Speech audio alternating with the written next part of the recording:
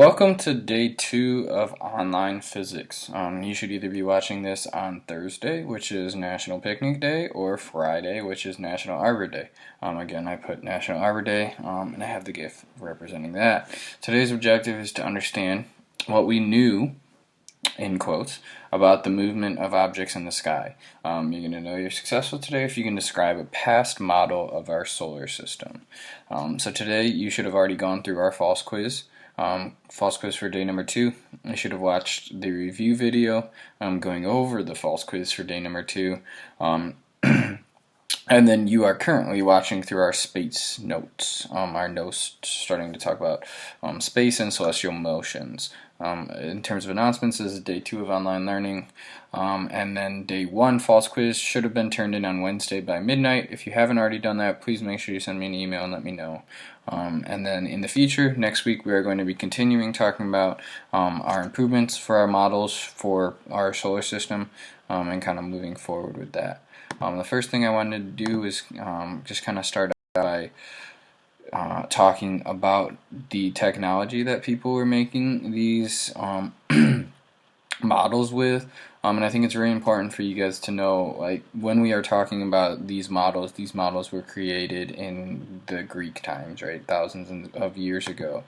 So really what they were doing as they were creating these models is they were just watching the sky, right? So I found a time-lapse video for you guys showing a night sky. And please keep in mind, obviously this is a time-lapse. I think it was a time-lapse of like a 5-hour segment. So ancient astronomers were not necessarily looking at a time-lapse like this, but they were kind of looking in the sky in a similar fashion, right? And I just think it's kind of cool for us to look at what happens in the night sky, right? You see all these stars moving, and it's just I think it's personally really cool. But for the ancient astronomers, right, like they're just making guesses based off their eyesight, based off looking into the sky and seeing this. And like as those clouds just showed, sometimes things disturb that sight, right? So pretty cool stuff there. I just wanted to get you guys started by watching that. Also, as we are going through this, please make sure that you are looking through your 9.02 Celestial Motion Notes student handout, and you are following through. We aren't going to go through this entire note sheet today, but it's going to be really helpful for you to have this note sheet in front of you, either a physical copy printed out, or just to have this on a different screen, or maybe on your phone, right? Like, make sure you are filling these notes out as we go, right? You're not just watching a video. And please remember to pause the video as you go as well. So, without further ado, celestial motion. So, how does the movement of the Earth, Sun, and Moon relate to how we keep track of time? So we've already talked a little bit about time, but the first thing I want us to really dive into, and we've already talked a little bit about this term orbit. Describe an orbit, right? I think if I were to ask you guys to describe an orbit and I were to give you time to write out your own definition, most of you would say an orbit is just the circular path of a planet around the sun, right? I think we're all on the same page that we move around the sun, right?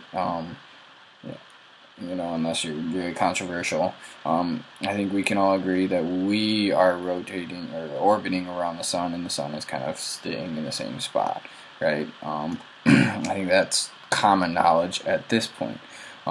It, however, has not always been common knowledge, right? So what did we think? Here's one of our first models for the solar system, and when I say our first models, again, we are talking thousands of years ago. And please keep in mind that they were not using telescopes, right? Thousands of years ago, they were just looking up into the sky like we were just doing, right? So they were looking at a model that they created that the Earth was in the center, right? Because from everything that we saw the sun moving in the sky. It was really obvious that the sun was moving and we were stopped, right? And they didn't necessarily see Pluto and Neptune and Uranus like we do, right? Like, they didn't know that those planets were there, so they just had the moon as a planet, they had the sun over here, Venus, Mercury, Jupiter, Mars, Saturn, right? So they didn't even have all of the planets and dwarf planets that we have. And again, we were in the center. This is what we call a geocentric. Geo meaning Earth, centric meaning center. So the Earth was in the center of our solar system at that point. And heliocentric, helio again means sun, centric means center, so sun centered. So at the beginning, we were more of the Earth centered model. We thought that we were the center of the solar system. We thought we were the center of everything, right? As humans, usually we love to think of ourselves as the most important, and that's exactly what they did. Right? Like they were the center of everything. They were the center of the universe. And then they had the sun and the moon. As I said, they were both planets in this model. They weren't anything special. They were just the things that we saw moving around in the sky. So they were planets. Stars to them were fixed. Right? They didn't really see the stars moving too much. So the stars were kind of fixed in this kind of orb, and then these planets were the moving things. Anything that moved was a planet. Anything that stayed the same was a star, and it was fixed in its spot. Um, how can you prove this, right? I mean, you just look out into the sky and it's really obvious. The sun moves, the moon moves. That seems very, very obvious, right? So to them, this was obviously the correct answer. One thing that came in up that then kind of threw a wrench into this is what we call retrograde motion. So retrograde motion is really this concept that looks like a planet. So let's say Mars. In this case, Mars has a very obvious retrograde motion. If you were to go out and watch Mars's motion for the entire year, number one, it would be hard for you to pick out what is Mars and what is just a star, right? But if you were to actually find out, okay, that's Mars, and you tracked it for an entire year, you would see that at a certain point, it's moving from right to left. Boom, okay, the next night, here it is, next night, next night. So it's moving, makes sense. But then all of a sudden it looks like it's moving backwards. So it was moving from right to left each night, and then all of a sudden it looks like it's slowing down and then going backwards, and then it goes back to normal. Right, so this retrograde motion kind of throws a wrench in that pattern. So if we go back to the previous slide, what about this motion of Mars would indicate that it would just all of a sudden be moving this way, this way, this way, this way, and then all of a sudden, it's going to move backwards, and then, yep, it's going to continue going forward again. Right? Like, what about this model shows that? I would argue nothing does. Right? And that's what ancient astronomers also came to the conclusion of okay, something is not adding up here. We either need to change our model or we need to come up with a realistic solution as to how Mars can go backwards. Because right now, our model doesn't explain that. Right? Our model for the solar system doesn't really fit with this. So again, each of these dots is showing the position of Mars on a subsequent night. So we originally had the Earth in the center. Retrograde motion causes us to rethink that, right? And I want to talk a little bit about what the word planet means. Again, we are ancient Greek philosophers right now, or astronomers, and the term planet means wander, right? Because they saw this motion of, okay, it's moving from right to left, and then it's kind of wandering backwards, and then now it's going forward. Right? So for them, the planets were the wanderers. Right? As I already told you, the stars, all these stars I'm circling here, all these stay the same. Right? So they don't wander. A planet was really just something in the sky that they noticed doing these weird wandering motions. Right? So planets as they originally knew them were just bright stars that moved in weird ways that they couldn't really explain. And as I just said, this perfect circle model where the Earth is in the center does not explain retrograde motion at all. And we will kind of explain retrograde motion at the end of this video. So they decided to get really complex with this, right? They decided, okay, we still see the sun and the moon moving throughout our sky, so they are moving around us. That's obvious. We're going to keep the Earth in the middle. Okay, so they kept that the same, and then they created a very, very complex way of trying to describe why it is that planets move in this retrograde motion every once in a while. So if you look at, let's just focus on Jupiter for right now. So they introduced what is called an epicycle. And I'm not going to be testing you guys on this, but I just think it's really interesting to think about how we tried to explain retrograde motion. So again, we still have the Earth in the center. That just makes the most sense. Duh. Humans are the most important people in the universe, and we see the sun moving around. So we're going to keep the Earth in the center, and we're going to keep these perfect circles, and we are going to say, so on top of this circular orbit for Jupiter, okay, we see that I just kind of highlighted with my mouse. On top of that, Jupiter rotates in a mini circle called our epicircle or epicycle, right? So as the Jupiter is moving in a circle, it's also spinning inside this smaller circle. Okay, and then that's kind of where you see that retrograde motion, is as the circle is kind of looping in here. Really, really complex and confusing, right? But for them, it made the most sense to try to keep Earth in the center.